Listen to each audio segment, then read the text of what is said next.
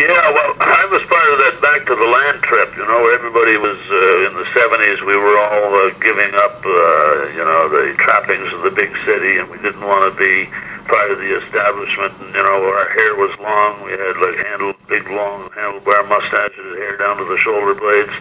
All our friends were tripping up into, Killaloo or up into the Gatineau, and I just found myself in the Gatineau. I had a friend up there who kind of showed me the way, he kind of showed me how cool it was to sort of get away from all the trappings. And so I ended up finding myself up just outside of Low, Quebec on a piece of property by a waterfall and a little cabin up there. And so that's where I kind of sat down and as a 22-year-old, I guess it was. At age 22, 23, I suddenly had to say, okay, what do I want to do with the rest of my life? So it was in the Gatineau, out in the woods, in this cabin, there's a waterfall, that I sat down and started formulating, okay, I don't want to be a Nashville clone. I don't want to just sing country songs and sound like a country singer. I don't mind singing country songs because my roots are country, certainly, but I don't want to sound like I'm not from here. I mean, this is my home, my chosen home. This is the Valley. So I wanted to sing about the Valley. So as much as I embraced, George Jones, She Thinks I Still Care, and all of those songs, and I still do to this day, I also knew that it was important for me as an artist to sing and celebrate things of our own backyard, because as country music people, we have been, borrowing too much from Nashville and singing all the Nashville songs, and we're not taking the time to use our music craft, which may be countrified, yes, but we're not taking time to say, let me sing about the Rideau Street Queen. Let me tell you about Highway 11. Let me tell you about an old guy I knew called Dollard Merle. Yeah. And I wanted more of we artists in the region to do that and to celebrate that. And I've been a strong supporter of singing about our own backyard and forget this business of borrowing all things from Nashville. I'd rather talk about Lorne Brown, the old watchman in the community of Wakefield, and how he impacted that community. I'd rather sing about that stuff. So that's where that song, The Watchman, came from. Well, The Watchman came from Lorne Brown, that I watched, slowly but surely get older, and he was a bit of a legend around the town. At one point, after he'd lost his family, and they had the fire and lost the house, and then he was living in a '57 Plymouth in the parking lot of what was then the Chateau d'Yotte. And so the car was parked there, and he'd be sleeping in it at night, and then in the daytime he'd drink in the local hotel and wander the town, and then he'd go back to his car. And there's a local story that's quite true, and I actually verified it with the local post office. There was mail that came to him one time addressed to Lorne Brown, 57 Plymouth Street. Wow. And they delivered it to the car.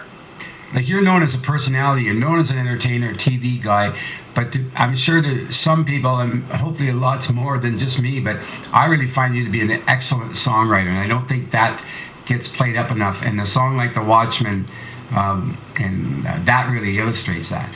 When did you start to write? Was this in this Gatineau thing? I had played a little bit with that stuff from the age of 16. I think at age 16 I wrote my first song called Just Friends, and I was the heartbroken 16-year-old that the girlfriend had told him, well, I just want to be friends. So I sat down on the sidewalk like a typical Stompin' Tom's country singer-songwriter kind of guy, and I wrote this song called Just Friends. So that was the first time I ever wrote anything of any significance, but it stayed with me. The thought was, I remember thinking how wonderful it was to, A, put your thoughts down on paper, but more importantly, B, see it impacted by other people.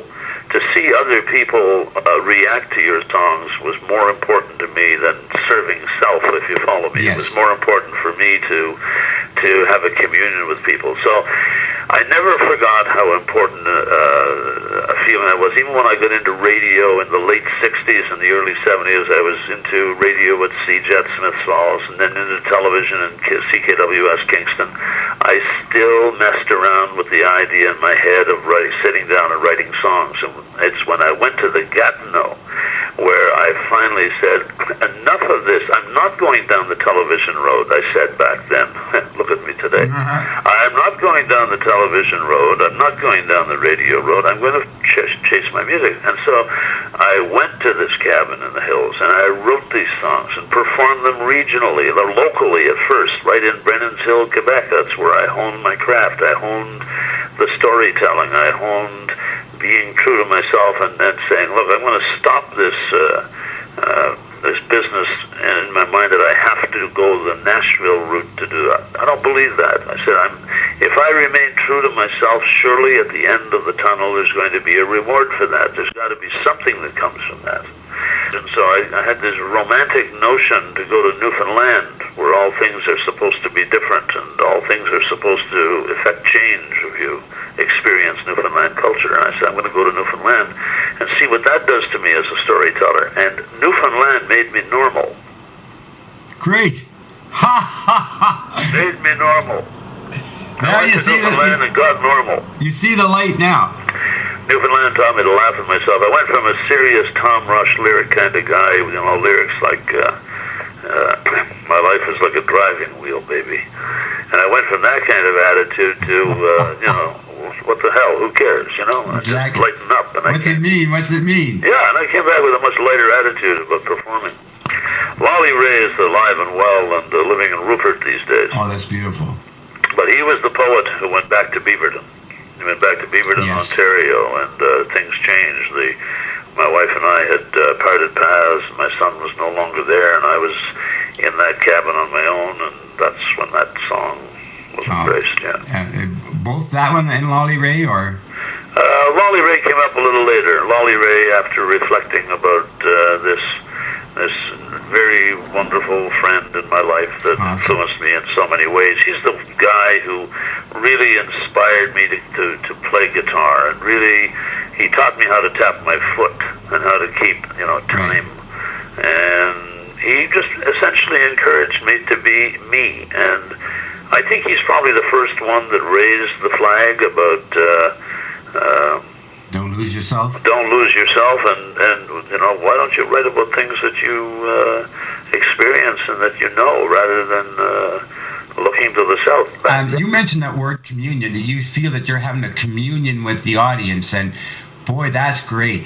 Like, that's a powerful thing. Can you just add to that, Wayne? I think that's what it's all about. Well, you see, the way I perceive entertaining, it's a no-brainer for me. It's so easy. I've never ever said it's serious artist time, folks. Everybody be quiet and listen. That was never my mindset when I took to a stage. I realized that an audience was 50% of this 100% success for the concert, and I was the other 50%, and I wanted a communion with an audience. I was not interested in have everybody sit back and listen. So I started this whole, from the moment I hit the guitar strings or walked out on the stage, I wanted an interaction. Yeah, your contribution as a songwriter, I think that'll be realized more in time. And well, I appreciate your thoughts. It's funny, that you would call it this time in life, because I am only recently, with the On the Road Again's changing kind of picture for the future, I'm now finding myself with more time to do things that I have put on the shelf for so long, and one of those things is the songwriting, and you're very kind with your words about my songwriting, but I'll tell you, more than kind, you're probably giving me the inspiration to pick up the guitar and write again a little more than I have been. Well, that's good. So, if all that comes out of this is I owe you $500, I'll send it to you Monday. Way to go, Wayne. Way to go.